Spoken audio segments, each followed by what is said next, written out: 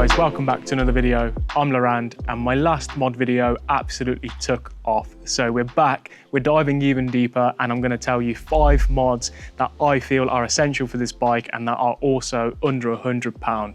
So stay tuned, I'll be including another bonus point in this which you'll probably be quite surprised about. So let's jump straight into it. So for our first mod, we're going to be talking about the tank grips. I feel like the tank grips add extra stability to the bike whilst you're riding. You can grip the tank with your knees and your knees are not going anywhere. You're stuck to the bike and it comes in handy, especially when you're riding off-road. I found it really easy to install these. I have ordered another pair which I put on, but then I wasn't too happy with it, so I went back to the original one and I've put them back on.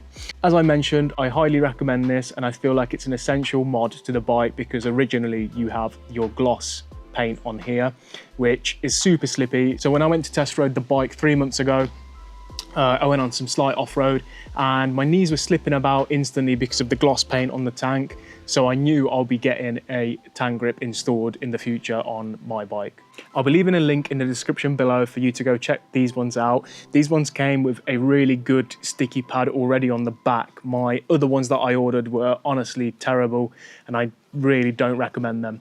But like I say, this one, highly recommended, link in the description. Go order yours now if you want extra stability when you're riding your bike.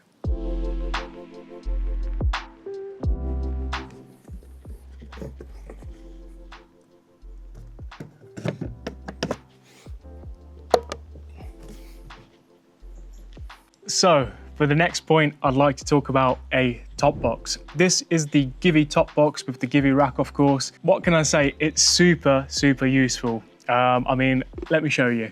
So just like that, if you're going on longer adventures, longer rides, or even popping out somewhere where you don't want to carry your helmet, you can fit your helmet in here. And of course, it's useful for so many other things as well, like your groceries, for example.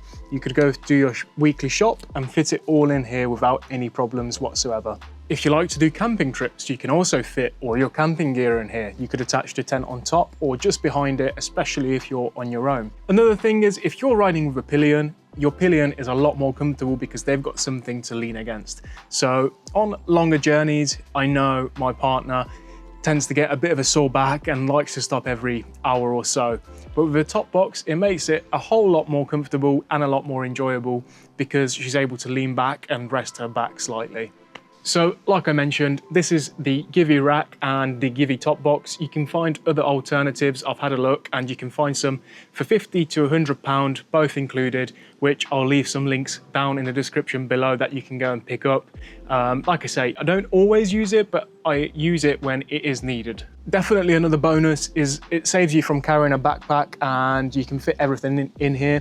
It's waterproof, it's weatherproof, so when you're traveling along, you have no worries if you'd like to put all your electronics in here, for example, or your camera gear, or anything you want. I believe this is the 42 litre Givi top box, so there's quite a lot of space in there, as you can imagine. But yeah, for my second point, it's definitely got to be the top box. So for my third point, I'd like to talk about the handguards. I feel like the handguards are super useful and they protect your bike way more than your stock original ones. These are pushing the budget a little bit. They are just over £100, however, they are worth it.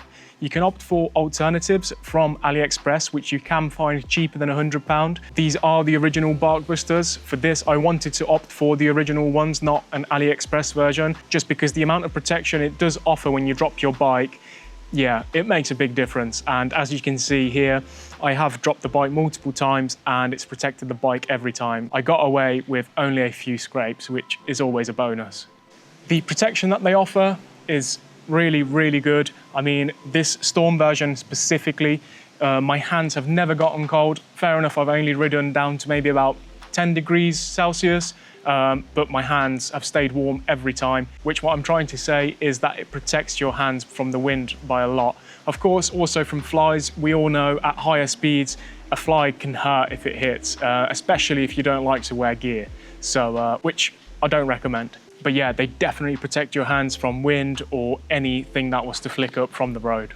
Another advantage of it is it also protects your lever. You don't want to be out on an adventure where you've fallen over on a rocky trail, and your clutch lever breaks off and you're left out there and you're unable to go anywhere or do anything, especially if you're in the middle of nowhere where you can't even call for help. So once again, the protection it offers is really, really good. I highly recommend it.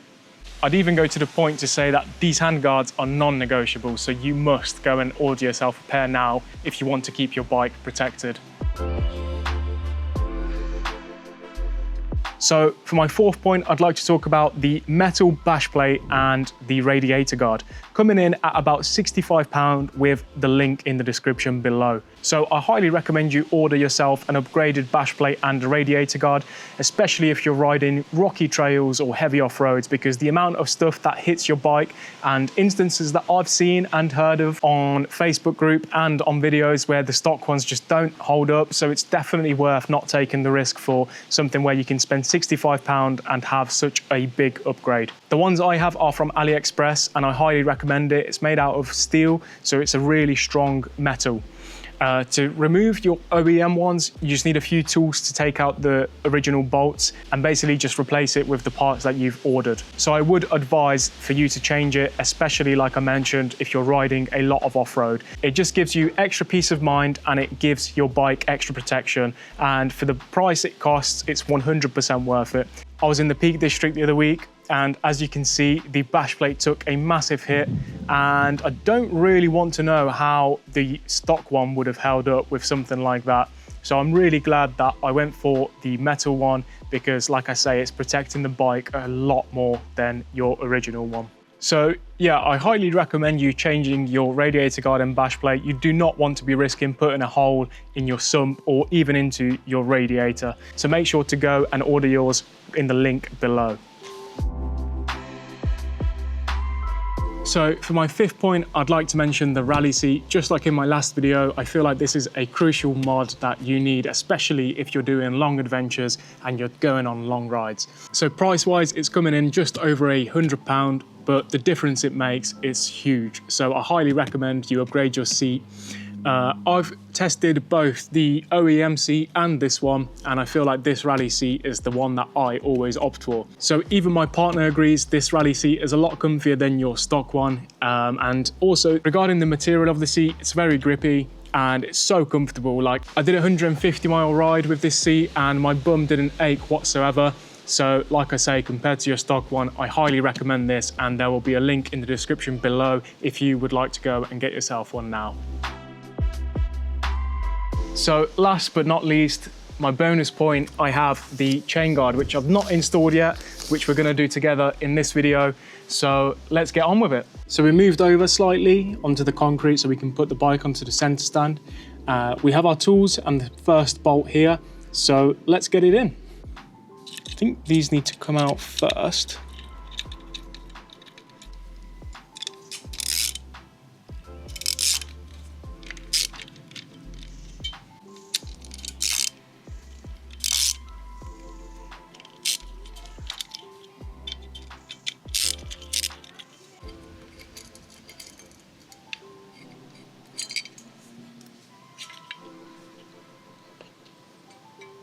So we can put those back on after, but first, let's get this installed over here.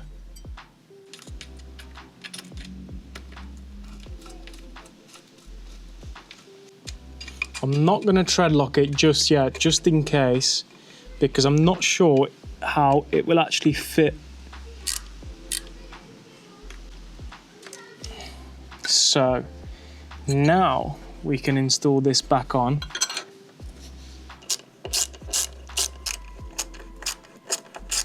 Okay, that's pretty solid. And then now I believe this holds the chain like so.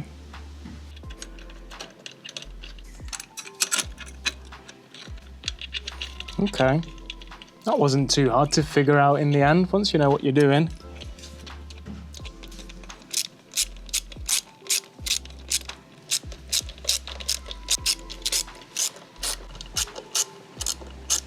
So place your bets in the comments down below if the center stand is going to be an issue. I really wonder how this is going to work. Let's see.